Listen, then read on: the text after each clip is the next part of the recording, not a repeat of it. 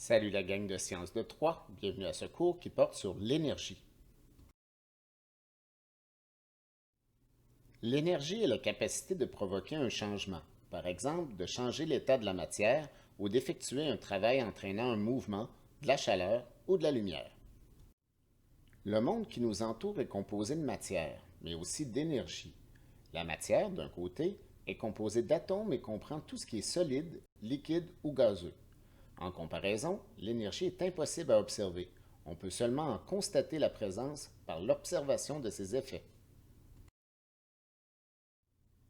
L'énergie se présente sous plusieurs formes, chimiques, mécaniques, thermiques et rayonnantes. Plusieurs ressources naturelles procurent de l'énergie que l'on transforme en d'autres formes plus faciles à utiliser. Dans le système international d'unité, l'énergie s'exprime en joules.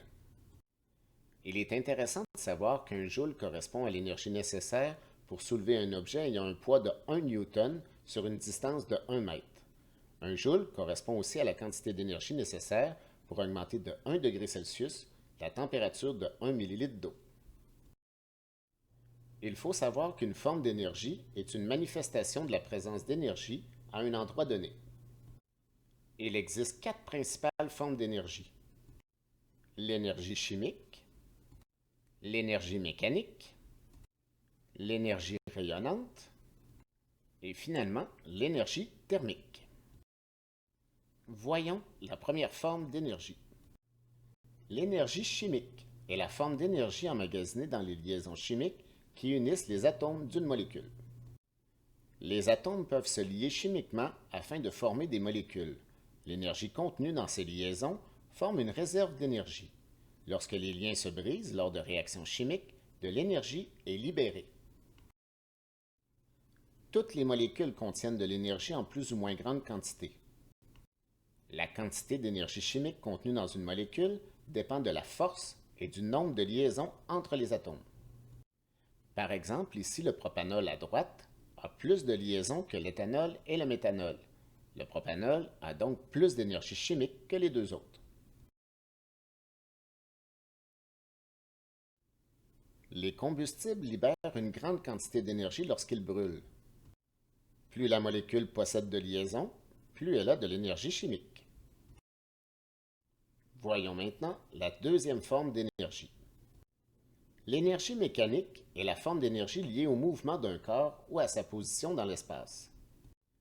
L'énergie mécanique constitue la somme de deux autres types d'énergie, l'énergie cinétique et l'énergie potentielle. Il s'agit donc du type d'énergie liée au mouvement, soit celui qui se déroule, l'énergie cinétique, ou celui qui pourrait se dérouler, l'énergie potentielle. L'énergie mécanique dépend de trois facteurs, la vitesse d'un objet, sa masse et sa position par rapport aux objets environnants. Plus la vitesse d'un objet est élevée, plus son énergie mécanique est importante. Plus la masse d'un objet est élevée, plus son énergie mécanique est importante. Et plus un objet est situé en hauteur, plus son énergie mécanique est importante. Vitesse, masse et hauteur. La plume et la boule de quille tombent à la même vitesse dans un environnement sans air, c'est-à-dire sans frottement. Puisque la boule de quille a une plus grande masse, elle possède donc plus d'énergie mécanique. Voyons maintenant la troisième forme d'énergie. L'énergie rayonnante est la forme d'énergie contenue et transportée par les ondes électromagnétiques. La quantité d'énergie transportée par une onde dépend de deux facteurs. Plus la longueur d'onde est courte, plus l'énergie transportée est importante. Aussi, plus une source émet de rayonnement, haute fréquence, plus elle émet de l'énergie.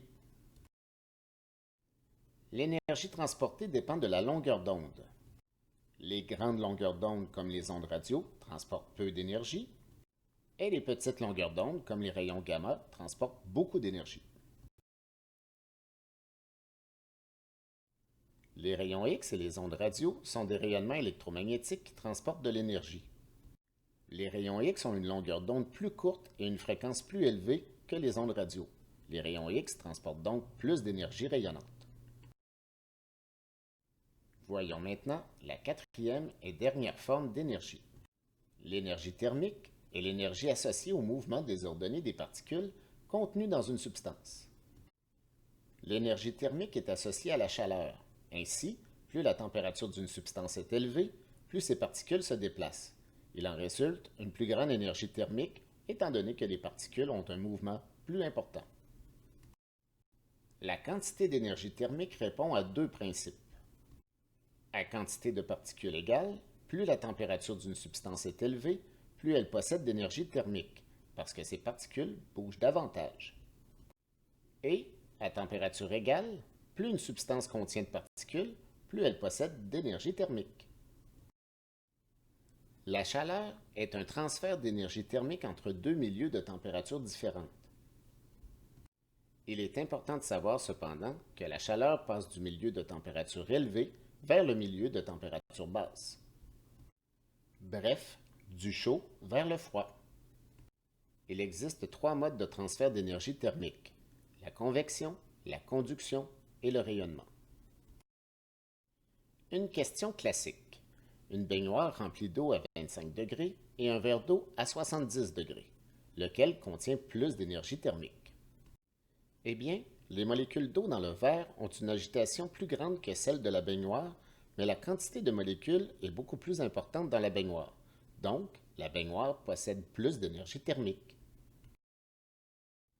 Voici maintenant l'énergie en résumé. Il faut bien connaître les facteurs qui font varier la quantité de l'énergie pour chacune des formes d'énergie.